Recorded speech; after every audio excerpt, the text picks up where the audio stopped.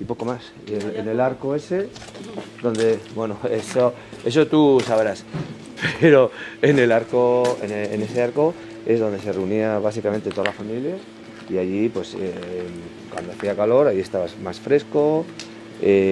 Cuando venía la época del grano, los guisantes o habas o vainas, bueno, lo que llamáis judías, verdes y todo esto, pues allí se unía la gente y es donde coser, remendar, o sea, todo. Entonces, si te fijas, todos los caseríos que son un poco antiguos tienen un gran arco, ¿ves? Y luego un gran arco. Bueno, nik badakit, baina... Da hortik egoteraz, ziur, ala amendik. Hortik. Ba horre, zabalan dira joan beharko duzu, Aha. Zabalan dira amendik. Atzo goizean ikusi zindudan, soineko xuriz jantzia, buruan orlegi bihotzean suaban. Nere gogoaren ertzatik pasatzen, zure busain gozoa lana, amodioa itxasoan, nere baitan sartzen. Atzo goizean entzun nuen, zure berbaren oihartzuna, zure kantaren fedeka, bihotzean kilika, eta oihartzunaren handitasunean murgilduz joan nintzen, jauzika egaka.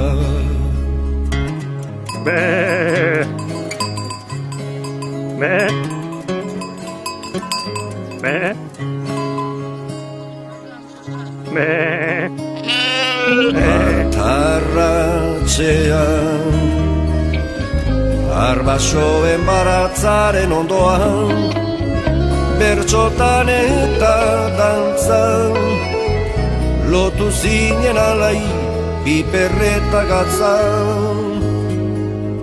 Sabele mankor Bizkaia maiten,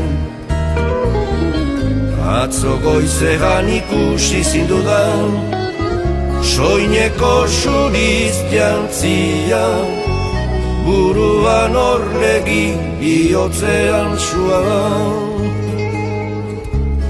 Olerkari enatuaren gozo eta minea, amodio eta kanta, zure berbalegu, zure gatzaren bizia, zure burdinaren oia dira gau, niretzat aterbe.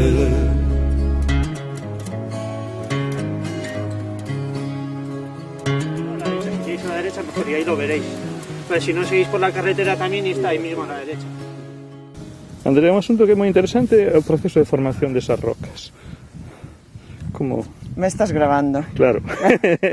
Bueno, son montañas calizas que se formaron en la orogenia alpina por plegamiento de las rocas sedimentarias depositadas en el fondo del mar. ¿Vale? Entonces, al ser calizas, el relieve que se forma es kárstico, porque la roca caliza se disuelve en el agua.